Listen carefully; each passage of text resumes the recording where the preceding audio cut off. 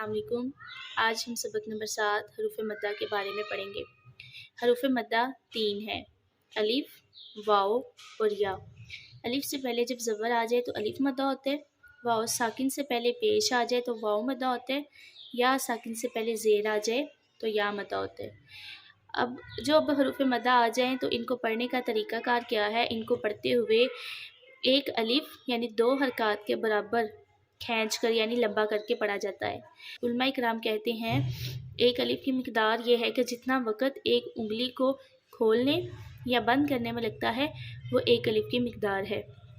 اب دیکھیں جیسے با الف زبر با، با واو پیش بو، با یا زیر بی، با بو بی، ٹھیک ہے۔ اب یہ دیکھیں ساکن کس کو کہا جاتا ہے؟ یہ جو آپ کو چھوٹی سی دال نظر آ رہی ہے اس کو بولتے ہیں جزم۔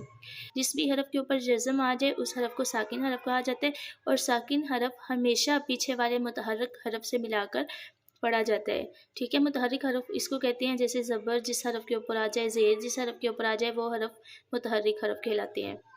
یہ سارے کے سارے حروف جتنے بھی ہیں یہ سارے حروف مدہ ہیں۔ جیسے الف سے پہلے زبر آ رہی ہے تو الف مدہ ہو رہا ہے، واو ساکن سے پہلے پیش آ رہی ہے تو واو مدہ ہو رہا ہے۔ ان سب کو ایک الف کی مقدار لمبا کریں گے، ٹھیک ہے۔ جیسے ح واو پیش حو، ح یا زیر حی، حو حی۔ تو آئیے کچھ حروف مدہ کو تلاش کرنے کی کوشش کرتے ہیں۔ جیسے یہ تختی آپ کو سبق نمبر 10 کے اندر کافی زیادہ حروف نظر آ رہے ہیں۔ جیسے سب سے پہلا حرف ہے قال، تو اس میں دیکھیں الف سے پہلے زبر آ رہی ہے تو اس الف کو ایک الف کی مقدار لمبا کریں گے کیونکہ یہاں پہ الف مدہ ہو رہی ہے۔ اب دیکھیں یا سے پہلے زبر آ رہی ہے تو یہاں پہ یا مدہ نہیں ہوگی، اس کو لمبا نہیں کریں گے کیونکہ یہاں پر اس کے لیے جو شرط ہے وہ یہ ہے کہ یا ساکن سے پہلے زیر ہو نہ کہ زبر ہو۔ تو اب یا ساکن سے پہلے زبر ہے اس لیے اس کو مدہ نہیں کہیں گے اور لمبا نہیں کریں گے۔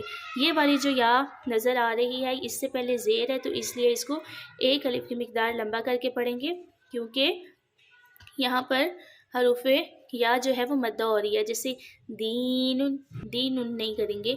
کانو، کاف کے ساتھ الف ہے، الف بھی مدہ ہو رہا ہے، واو سے پہلے پیش ہے تو اس لیے واو بھی مدہ ہو رہا ہے۔ 2 قاعدے یہاں پہ لگ رہے ہیں، جیسے کانو، کانو، کانو۔ اگر آپ کو کوئی بات سمجھ نہیں آئی کمنٹ کر کے پوچھ سکتے ہیں، انشاءاللہ میں آپ کو ضرور آنسر کرنے کی کوشش کروں گی۔ جزاک اللہ خیر۔